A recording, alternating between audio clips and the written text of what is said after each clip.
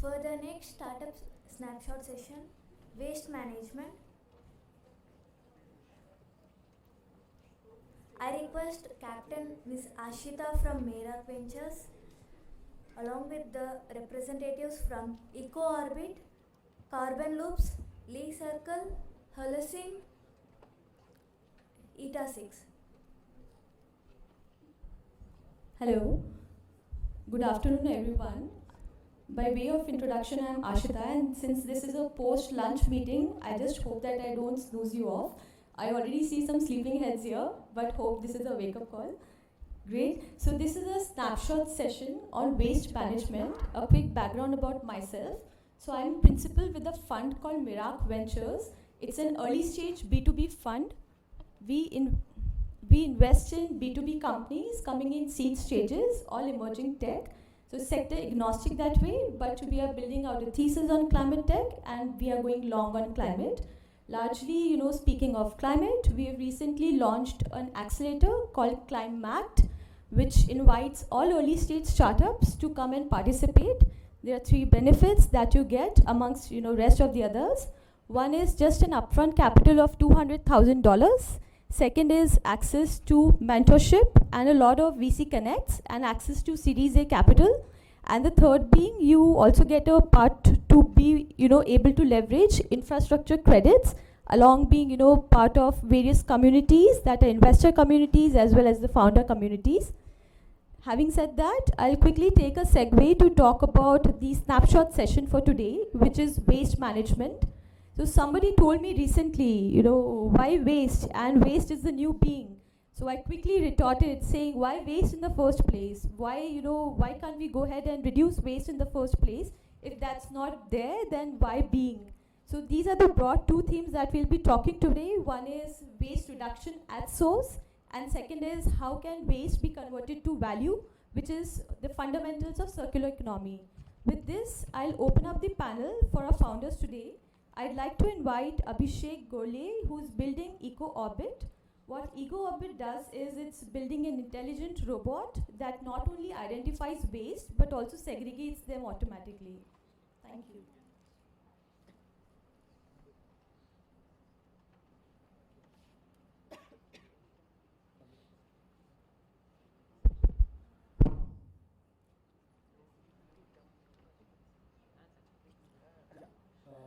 Even before the pitch deck opens, a very small use case. So a close friend of mine, he is a waste entrepreneur. He's very passionate. He started with one plant. Luckily, he got access to a government to run a government plant, and within 3 to 4 months, he was asked to run 3 to 4 other plants also. So what happened? The initial plant, the ROI was good. They also broke even. Once they started scaling up, when they moved to the 3rd and the 4th plant, what happened? The operations in the first plant has gone for a toss. What does I mean by that? People weren't sorting the materials properly. They weren't sorting properly, and they weren't selling it to the right customer also. So we want to address this problem of standardization of the waste management process. That is one aspect. We also want to help these entrepreneurs scale up in a sustainable manner. So I'm Abhishek. I'm the founder of EcoOrbit Solutions. So that's the problem for the entrepreneur. So what's the problem for all of us? The earth. So India, it generates 50,000 tons of dry waste per day, and only half of it gets recycled. So the case is worse. Like globally, recycling is only 9%. You already know about the numbers. So here is the value chain and the opportunities for both of us. For 2 opportunities for us. Firstly, our primary target is the secondary sorting players. So primary sorting companies, they procure materials from all the institutes, landfills, households, etc. And they sort materials based on different categories, like broad categories like metals, hard plastics, soft plastics, etc. And our customers or our potential customers are people who sort materials based on the type of material, like HDP if it is a PET bottle. So the general Bisleri bottles that we use, it's PET material, and the cap is polypropylene and the cover is soft plastic, right? So they get those materials and sort each of them, and then they sell it to recyclers. So recyclers want simple things. So all the materials should have same chemical composition and also the same color. So we identified two problem statements. One is for the scaling up, of the, setting of the operations and scaling of the plants of MRFs, and also at the recyclers end. So it's not an innovative or a new solution in India and throughout the world, but our value proposition is very simple. We want to help even the smallest of the players adopt the technology so that over a period of time they can scale up the plants. For that we use smart robots, basically deep learning based all robots for the same. So this is a small setup of this one. So as I told, we want to bring in the lowest cost solutions for the Indian customers, and we also have series of array of robots. We are also trying to bring in array of robots to solve the bigger players, let us say cities way. So in Hyderabad, Hyderabad generates roughly 8,000 tons of material per day, waste material per day. Right, so that can't be sorted by people. It is very difficult to manage the huge workforce. Right, so we want to bring in automation there also. And okay, so here is an interesting thing. So again, this March we were ready with the initial prototype, and we went into the market and we asked our potential customers to sign MOUs, but we miserably failed at that one. Reason is that the cost is high, so people do not know about the technology, about the startup, anything, right? So that's the reason we had a slight product pivot for a couple of months. Right now we are bringing Eco Monitor product, which helps. Let us say the founder is at another city, right? They understand what is happening at the source. So let us say today, once they open the phone, they will be able to understand which supplier has given which type of materials and what is the value per supplier, and also the impurities per supplier, so that they can see and reward the supplier relevantly. So slowly we want to transform the same to the internal operations also. So by the end of the day, they will have a clear understanding on what is going on in this one, right, in the plant. So that is one aspect, and the other one is also on we are planning to use EcoOrbit as our penetration strategy. And coming to the market, Indian market is very big, just a robo sorting market. We want to be a global player, and we want to be low cost players in the global this one scenario. So the impact is threefold. One is on the reduction of the greenhouse gases. We also divert valuable materials from the landfill, so thereby deriving value out of it and pumping it to the economy. And we also, interestingly, there's this one article from Ministry of Urban Affairs. So it says that the huge amount of jobs will be created in the upstream and the downstream. What I mean by that, sourcing of materials, delivery of the materials, quality control, and also whenever these companies scale up, it also, even in the construction of the MRFs, there are good job opportunities. So our progress is till now, we have our machine learning models at the deep learning models at the right. So we have a decent accuracy, and on the left there is our robo. So it's a prototype right now. What we do, we are a deep tech company. We want to be a deep tech company. We integrate it with different robots. We procure the materials from different robots and other hardware components from different places. That goes to agri as an agri commodity input. So how does this business model work? So on the left side you see agro-processing industries and normal consumers like us. We produce a lot of waste. The industry, and as a normal citizen, we produce a lot of waste. And this waste is aggregated either at MSW dump yards or livestock farms, wherever it's aggregated in huge volumes. And what we do at Holocene is we co-locate where the waste is being aggregated, and we process the waste into insect ingredients and insect fertilizer as an agricultural input, and the insect ingredients go to livestock farms like pet food, aqua food, and any other livestock feeds.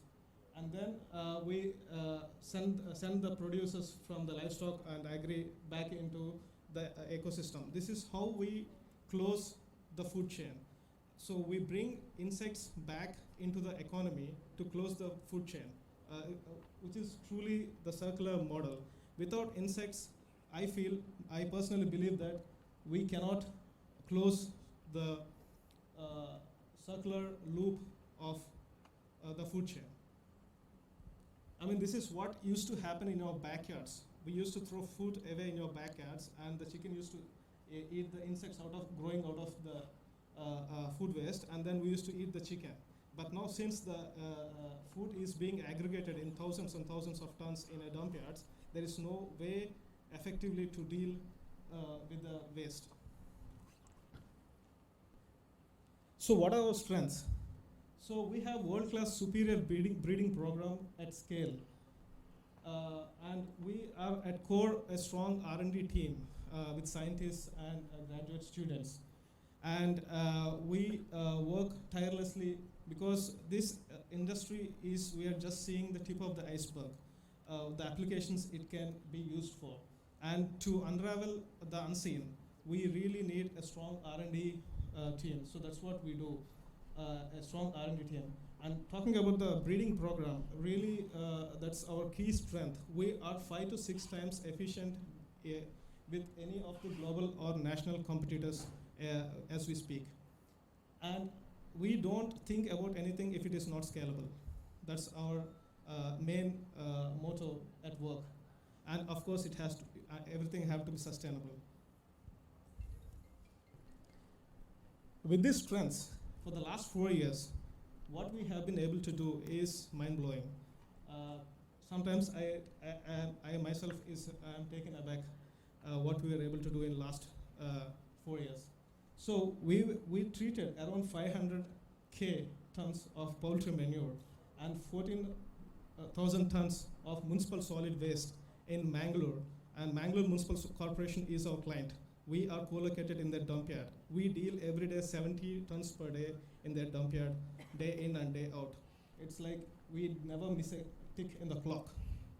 And looking at Mangalore, Pune, Bangalore, Goa, they're lined in for having our technology. By doing this, we are able to save 1 million carbon credits for the last 4 years. And then we produced around 100K tons of insect ingredients, and then 130K tons of compost that went into the fields, which we have great response from farmers compared to a normal fertilizer.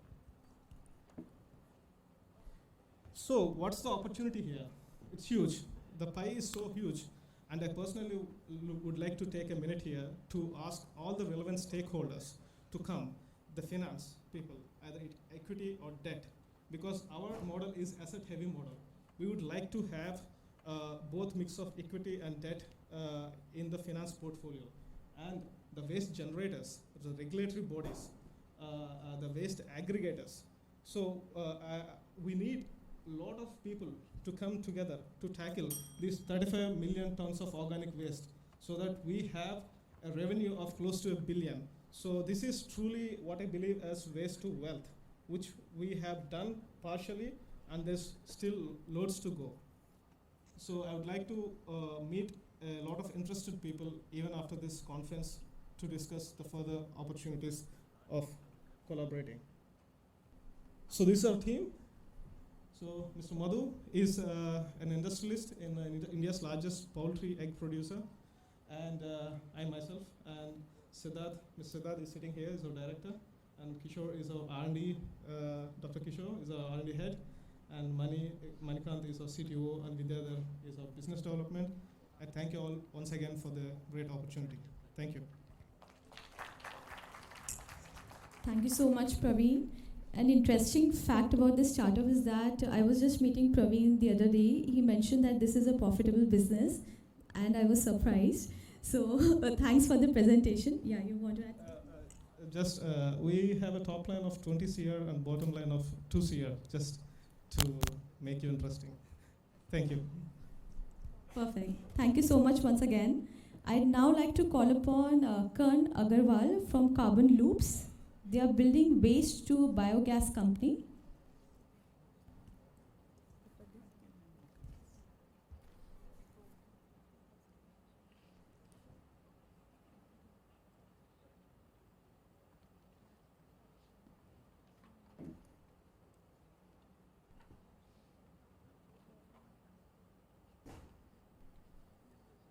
Okay. Good afternoon, everyone. I'm Karan Agarwal.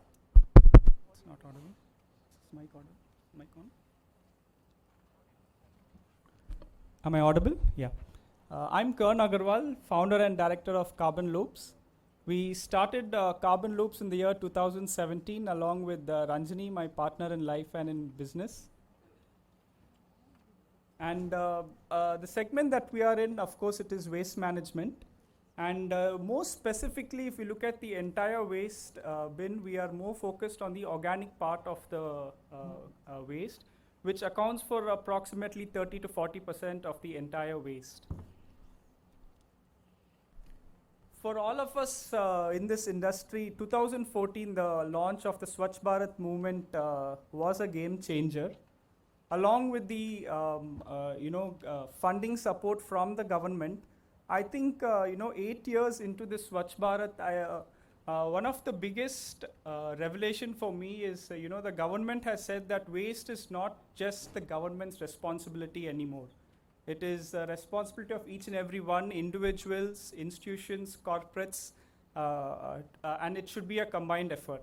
So I think that message has been very, very strongly but slowly shared by the government. Now, one of the biggest challenges when we talk about waste, I'm sure my colleagues and most of you would agree, is when we say waste management, the biggest challenge people say is segregation at source. Waste has to be segregated, but nobody segregates. It's all mixed up, and it becomes difficult to process. But I've chosen two pictures, and I've put it up here for you all. This is from one of our plants in a small town down south in Sivagangai district, a village called Kanchirangal village. And this is the type of segregation that we are seeing in such a small town. Every day we get 1 ton of purely segregated organic waste to our sites. So I think this 8 years of Swachh Bharat continuous reminder has really done the job, and segregation of waste is not a challenge anymore. So what happens to this segregated waste? I've been working largely in Tamil Nadu. So in Tamil Nadu, since 2014, as we stand today, 2022, there are 1,000 of what they call the micro compost centers, which is constructed across the state with a combined capacity of to process 5,000 metric tons of waste. So it is essentially, they shred the waste, put it in tanks, leave it to decompose for 35 to 40 days, and then sieve it and convert it into organic manure. But 8 years into this field, I think the biggest challenge what I see when I visit to these different MCCs or micro compost centers that we call them, is the huge amount of labor intensive work that is required. Most of these sites have women laborers. As you can see, it is extremely monotonous and a hard labor. So they have to carry it, shred it, put it in these tanks, and then every 15 days they have to bend over these tanks and keep stirring it to get the final output. And the final output also, in Chennai alone, we have 1,000 metric tons of finished organic manure where there's no takers. It's not an easily saleable product, and like our colleague from the Punjab Renewable Energy was saying yesterday, there's not much of takers for it. So as we can see, the real problem is there is segregated waste. The existing process is extremely labor intensive, a high operating cost for the government, and the end product is not saleable. So what we offer is, we've set up these anaerobic digesters, which is completely mechanical operation. As you see, the waste just needs to be dropped at the landing area. The conveyor, the grinder, the agitators are all mechanized. And in the place, generally in an MCC, you need 5 laborers to process 1 metric ton of waste. In our technology, you just need 1 operator, plant operator, to process the entire waste. So this is our anaerobic digester, completely clean, free of odor, free of flies. And the entire process, like I mentioned earlier, is through mechanics. Now, on one hand, a small village or a small town would spend, approximately 12 lakhs per annum if they have to process waste through the MCC route. Now, through our route, in space of 12 lakhs, they would just deploy 1 plant operator and save 10 lakhs per annum. On the other hand, the output of this biogas, we've converted into cooking gas, electricity, and CNG fuel. This particular picture that you see is our Tamil Nadu's Rural Development Minister inaugurating a plant where the entire village in this Kanjirangal village runs through biogas. The entire common lighting, street lighting, bore well, all the common utilities runs on biogas. This is a plant that is 1 year old. Last year, 29th of August, our plant was mentioned by the Prime Minister in his Mann Ki Baat speech. This year, we won the first prize in the Startup Grand Challenge by the Jal Shakti Ministry. This was a project that I was referring to. The entire village's waste is being processed in a scientific, environment-friendly manner, as well as the entire village is common lighting is through this biogas. Another site, again Karaikudi. Now, in terms of replicability, we have replicated this model in 14 locations across Tamil Nadu. We work with government, education, and corporates. And my last slide, if I can take 10 seconds here. The market opportunity, if I take Tamil Nadu alone, there are 138 municipalities, corporations across the state. So far, we have covered 6. The reason why I'm here is if we have the right partner in terms of funder and incubator, we could take this technology to other parts of India. Thank you all for the opportunity, and thank you. Thank you so much, Karan. And it's indeed wonderful to see how biogas can also find some utility and n number of use cases, which is very difficult to see, and it's incredibly a rare sight. So thanks once again. I'd now like to call upon Santosh Kumar from Lee Circle. So they are building a recycling unit for the end-of-life lithium-ion batteries. Thank you. Playing it after or how? Let's play that. Oh, hey. Hey, am I audible? Yes. So, myself, Santosh, I'm the founder of EAI Circle. Before getting into what we're doing and how we're doing, right, I just want to give you an interesting insight which drove us into this. So, it all started in 2019, first budget session of Nirmala Sitharaman ma'am. That what is that India exports as a raw material, and what is the same that India imports as a finished good? I mean, fortunately, we could list n number of things, but then there was something so prominent till today that we've been importing 100% of this, that what we're using in India, right? So this is lithium-ion cells. To support you with some numbers, in 2020, we did import close to about $1 billion of lithium-ion cells, which grew by 9x to $9 billion of lithium-ion cells in the very consecutive year, that's by 2021. And also with the demand generation of 2x and 3x. So this is how, I mean, it intrigued me to understand the material flow of the lithium-ion batteries. In a way, we understood that we were sending this end-of-life lithium-ion batteries to other countries where they were processing, reprocessing, manufacturing, and again, we were importing them. That's how we got into lithium-ion battery recycling. In a way, our vision is to strengthen the global advanced battery storage raw material supply chain by sustainable and eco-friendly urban mining, enhancing the circular economy. So it's me, the founder of EAI Circle. I've been supported by Mahesh, and we have industrial veterans who've been supporting us in terms of the impact that we're driving. So what is a problem that we're solving, right? So yes, we've been generating lithium-ion batteries from our consumer electronics, like the phones and laptops, from, I would tell, at least 2 decades. But then now, due to its wide range of applications, we were speaking about energy storage, right? Electric vehicles, aerospace, defense, and many other power backing units, right? So all these are lithium-ion batteries. Again, to support with some numbers, in 2020, we did generate close to about 12,000 metric tons of lithium-ion batteries, for which we were lagging the infrastructure. But 5 years down the line, that's by 2025, we'll be generating more than 368,000 metric tons of lithium-ion batteries, right? That's closely about 30x of growth in terms of waste generation. So how are you going to handle the huge volume that's going to come, right? The major concern would be how safe and reliable you can handle them, because a single cell short circuiting can burst your entire freight or the entire warehouse. I mean, we are seeing, I mean, in the industry, they call it as Diwalis here and there, you know, the automobile sector. But how do you manage that? That being a problem. And the next primary thing that, you know, which intrigued me getting into this, we've been using lithium-ion cells from early 90s, right? Yet till today, we don't have a single commercial industrial level cell manufacturing unit in India. Of course, we were discussing a lot in yesterday's session, but yeah, one of the reasons is the local rare earth or the raw materials available for the cell manufacturing. So very good representation by benchmark minerals, the market potential, projected lithium-ion batteries available for recycling in India.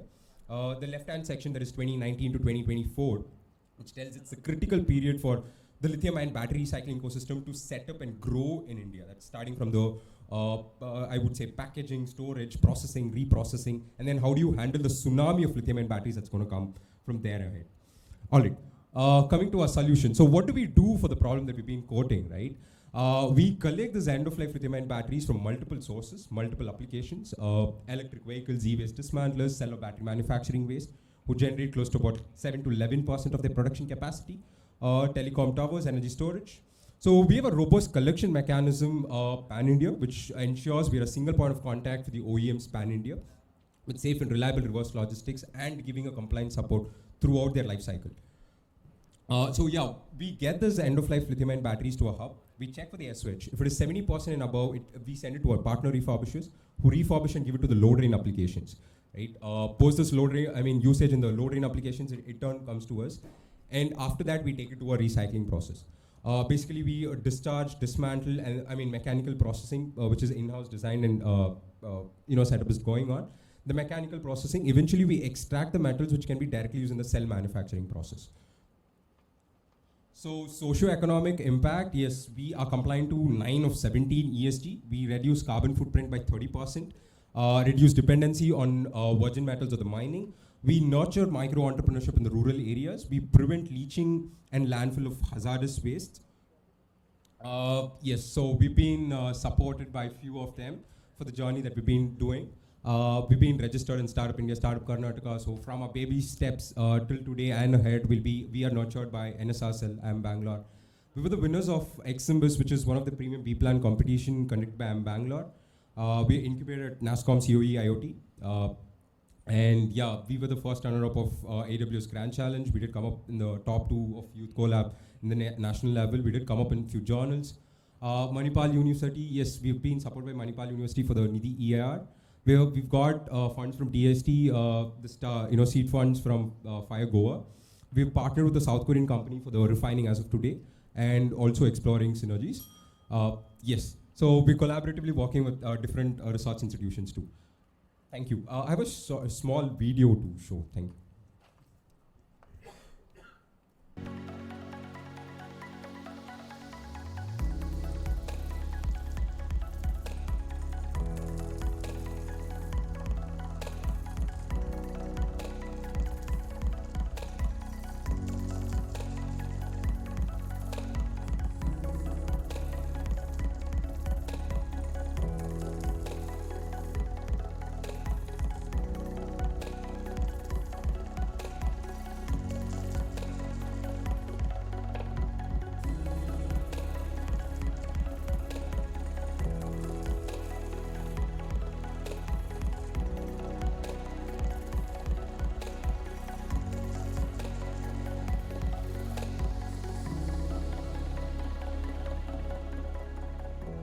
Thank you. Looking forward to connect with any stakeholder whom we can find synergies with. Thank you.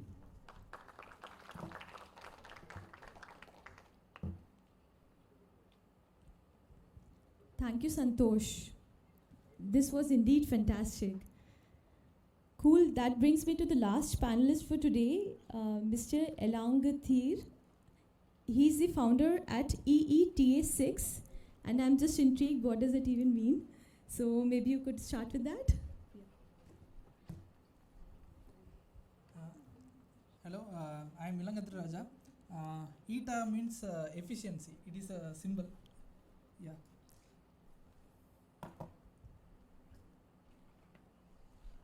So I represent a startup called ETA 6, basically biodegradable waste management startup from Madurai.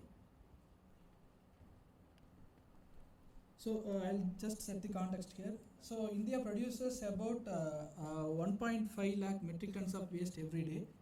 In those, more than 50% is biodegradable waste. So this is not a problem anymore, this is a crisis. So in that waste, only 50% of the waste is either composted by vermicomposting or biogas or other technologies. So remaining waste is, the potential of the waste is remain untapped. So what we are solving is, the waste management practices following currently are unprofitable and resource intensive. And on the other hand, the protein demand for animal feed keep on growing due to the meat demand. So how we are solving? So we use a larvae of an insect called black soldier fly, which converts biodegradable waste into protein in 15 days. So the advantage is, the normal composting process takes 45 days to convert waste into compost. Using this technology, we can reduce the time to 15 days. So this is 3x faster than other composting processes, and we get two marketable products. One is feed, another one is compost. And another important advantage is we can process more waste in less space, meaning that in that image we can you can see that we can process waste vertically. So we can use less space to manage more waste. So this is market size. Specifically, insect-based animal feed market is valued at $5.3 billion US, and rapid urbanization leads to more waste generation. Currently, we are per capita waste generation is 0.7 kg, and it is bound to increase. And growth driver for protein demand is increasing meat and meat products consumption, along with increased livestock production. So our business model is asset-light business model. What we are doing is we partner with municipalities and corporations, and we use their infrastructure to manage the waste. So we are solving, if they do waste management, they have to deploy labor, and they are doing it in an unprofitable manner. So by joining with us, they are solving this pain point. And we do service and derive products from our customers. So we do service to bulk waste generators like municipalities, corporations, food processing industries. And another unique thing is we can process poultry waste using this insect. So our product customers is pet feed industries. We give this larvae in dry form, and they use as a protein ingredient. So and we can give live larvae to fisheries and country chicken. So these are our products. The important thing about this product is this is versatile. We can use it in live form, dried form, and if we dry this larvae, we can increase the shelf life from 6 to 12 months. And it has got antimicrobial and hypoallergenic properties, which will be useful in pet feed products. So this is our unit economics.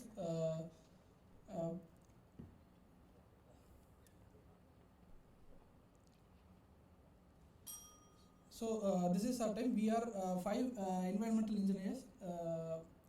We have couple of years experience in waste management sector, and we have started this startup 1.5 years ago, and we have got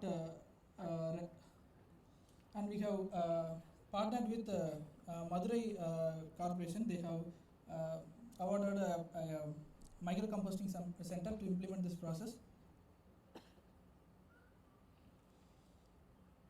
And the impact part. So we employ women from self-help group. to process the waste. And from environment perspective, the land use, the water use, the emission is less compared to other forms of protein production. So wealth creation. So waste is not more a liability. It is a it is an surplus inventory. So we are recognized by Government of Tamil Nadu and got TANSIT grant fund, and we have been recognized by Madurai Corporation and manage Hyderabad.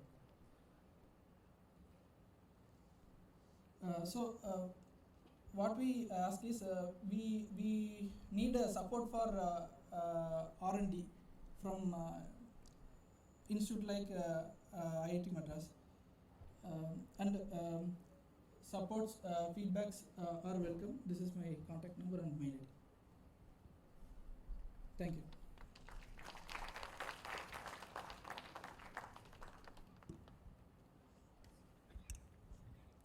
Thank you so much. Quickly summarizing the entire conversation. So largely what we've seen is how can a waste be converted to value, and there could be various methodologies. One of them was robots, the other one insects, larvae, and so on and so forth.